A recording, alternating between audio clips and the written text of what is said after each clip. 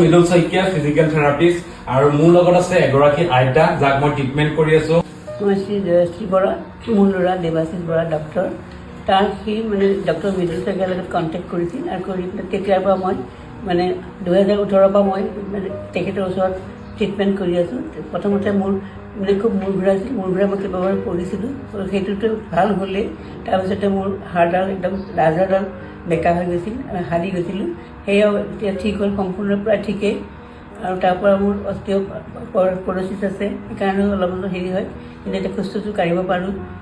মাজে মাজে মোক এতিয়া পূজাই ফুৰাবলৈও লৈ গৈছে, মই শ্বিলঙলৈও গ'লোঁ, বৰাপানীলৈও গৈছোঁ গাড়ীতে, তাৰপৰা এইখিনি ঘূৰা ফুৰা কৰিব পাৰিছোঁ। সেইটোৱে মানে মোৰ বহুত উপকাৰ হৈছে তেখেতৰ দ্বাৰা।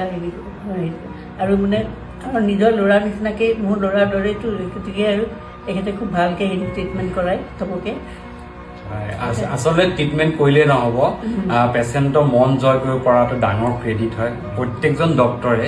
গতিকে ট্ৰিটমেণ্টটো কৰক আৰু পেচেণ্টৰ মনো জয় কৰক।